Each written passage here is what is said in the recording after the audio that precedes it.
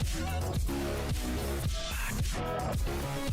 there everybody, what's up? This is Awesome Wizard here today, coming at you with a brand new video, and as you can guess, or as you can tell by the title screen, the one and the only Amx M4 MLE 49. Holy shit, that is a mouthful to say. That is a mouthful of a tank.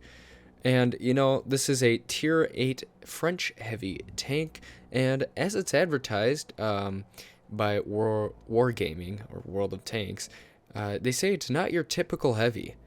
I gotta be honest with you, I played about 5 battles with this tank, and I agree, it is not your typical French heavy. Now, comparing it quickly to the EZ8 and the Skoda T40, which are the two main tanks that I use, standard shell damage, standard shell penetration, rate of fire, as you could guess, much better. The EZ8 just completely excelling when it comes to speed and overall agility, but when it comes to armor, take a look at some of the stats down the hit points and hull armor along with the turret armor. That's going to come into play a little bit later on. I'm just going to let you guys know that right now. Actually, mobility is dominated by the Skoda, but I believe that the dispersion for the most part is dominated by the EZ8. I have that thing down to about 3 seconds, 2.98 I believe, with a gun rammer. But here we go, some camouflage. I love that one, that green one. That one looks pretty good. That's a sick looking one. Look at that. I'll just start at the beginning again. But the French heavy tanks, a very short lineup compared to other tanks. Wargaming, luckily, is still expanding on a lot of their lines. As you know, the Japanese line isn't fully complete yet. I'd say that the only line that's really complete, probably all of the original tanks. British tanks are pretty well completed. American, German, and of course Russian. I mean, they're always going to be adding on to the Russian line. I mean, let's face it, this is a Russian-made game. If for those of you who don't know, Wargaming is a Russian company. Feels like I'm saying the word Russian a lot. Sounds like a very brutal word. But Russian, Jesus. No, Wargaming is a Russian company, Russian-owned company. So that's why if you ever come across a Russian tank, it's going to be much better than pretty much anything else in the game. I mean, why not? Because, you know, they want to make their country look amazing. So here it is, just a quick look around. Let's hop into battle. Now, if you notice on the very frontal plate, I picked this out, and I thought that this was very interesting. This is similar to the IS-6, I believe, and we'll see this later on in the battle. Yes, IS-6. But the IS-6 has... the frontal armor is very curved together. It's kind of bunched up. Rather than having a tank which is, how should I say it, kind of like the T28 maybe, where it's just a ton of frontal armor and it's extremely thick.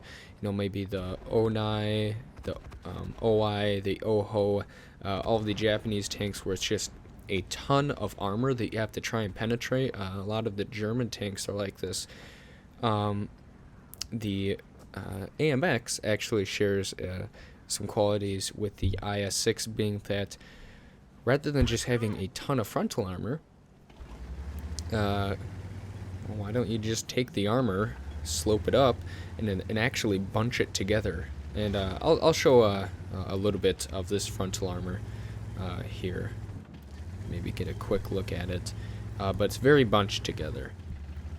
It's a heavy tank, very slow. Not quite what I'm used to. Again, like I said, the T40 and the EZ8 are the two tanks that I'm used to playing with. And this is the very first battle that I do in the AMX. And when it comes to damage, I'd say I did decent. Not amazing.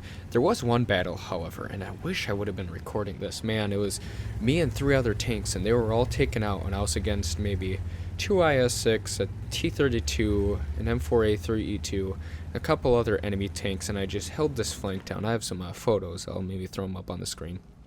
You can see here, what is this, a KV-85 getting in my way. And why in the world is he with his side to that opening? That's a good question. So you can hopefully get out of the way. Okay, I'm going to give him some space. Hopefully. There we go. Okay, so let's just hop right in one of these windows. Alright, there we go. And this is a tier 8 and tier 5, I believe, and bouncing a shot from a T28 prototype and an Achilles. Already have 550 block damage, taking random shots, 300 damage, 140, another 400. Do you see why I'm maybe starting to share some of these replays? There's a Churchill, 140. Let's wait for the reload. 1,530. There we go. Damage blocked from a T28 prototype, Achilles, another Churchill. 2,070 block damage. So you can see here. Just wait for them to reload. Achilles doing 12 damage. Oh, that's terrible. Terrible. Oh, can't lose 12 damage when you have 1,500 total. That T28 though, man, the minute that I started bouncing shots, and there's a Jagdpanther too, from that T28, I just started laughing, so it was great. Oh, now they got the high explosive anti-tank, the heat out. That right there, that was heat shooting. That was armor piercing. But yeah, it was just incredible to me, the first time playing in such a huge tank, that I'd be bouncing shots off like this. And this type of stuff, it goes on for a little while. I just keep on bouncing shots and bouncing shots. Actually, as you can see here, I'm just looking around because most of the enemies are hidden away. And I sit here for a little while longer, look around, and I end up deciding just to go back. By this point, I've blocked 4,050 damage. Look at that armor. See how it's kind of bunched together? How the tank is wider than the actual frontal armor? Just something that I noticed. But the mantle, this is something else that I noticed too. The mantle on this tank is probably one of the only areas you're going to penetrate is the mantle, or if you can actually see right by the frontal machine gun, which is pointing backwards for whatever reason, is the actual viewing scope, I guess you could call it. So you can see right up there a J Panther. Slowly making my way up the 1-2 line. One shot going at the AMX. There's another Amx M4 MLE 40 right up there.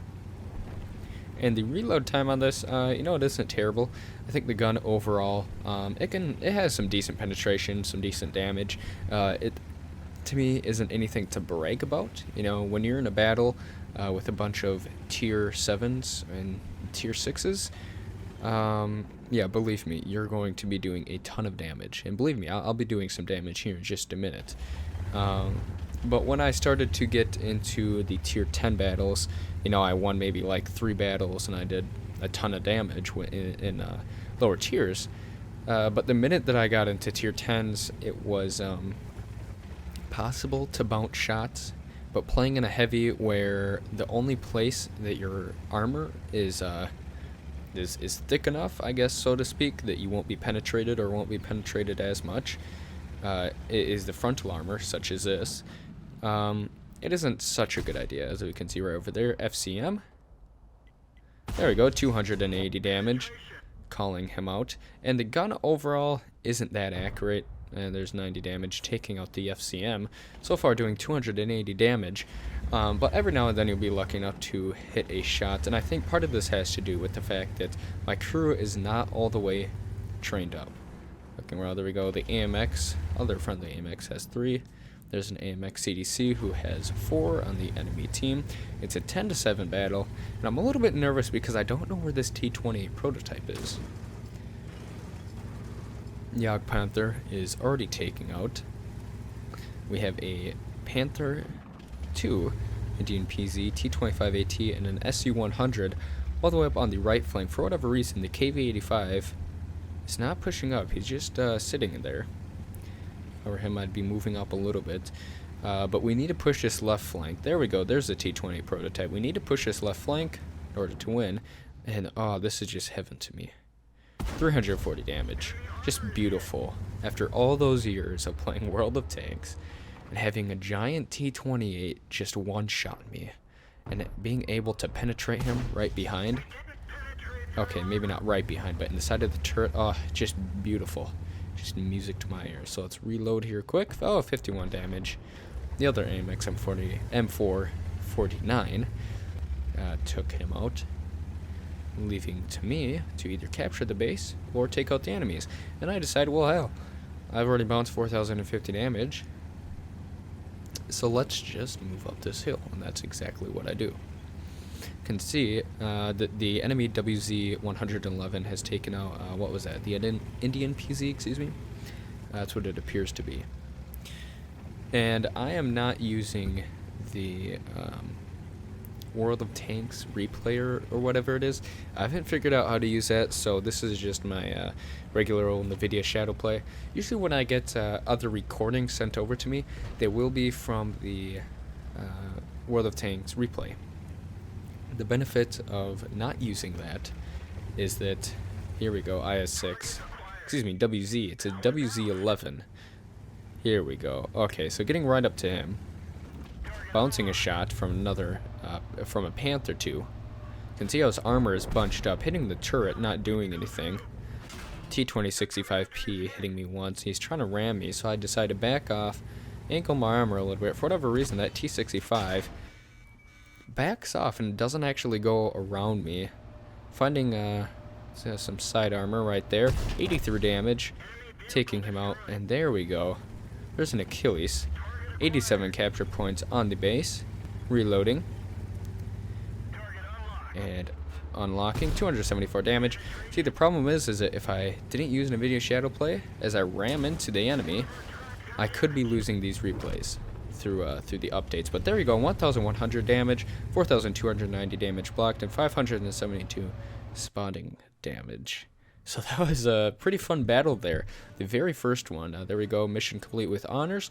Master Badge third class, shell proof, duelist, fire for effect, steel wall, and cool-headed.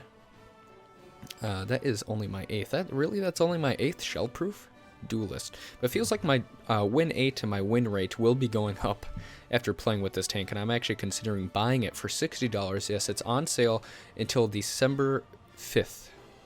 It's $60 just for the tank and 1 garage slot. There we go, 2 kills.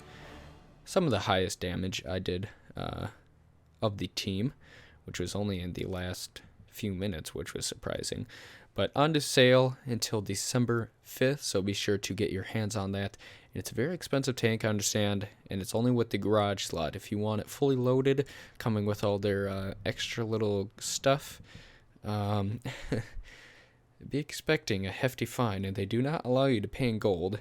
They want you to pay in cold hard cash. So there you go. I hope you guys enjoyed that battle. I'll be coming out with more of these in the very near future, and I'm trying to find this tank. You can only get it online. You can't actually buy it in the garage, which is stupid if you ask me. If you earn gold, you should be able to spend it. But hey, that's just me. But I hope you guys did in fact enjoy the video. Please be sure to subscribe if you haven't already. Be sure to rate the video. Have a great weekend, and with that, have a good one.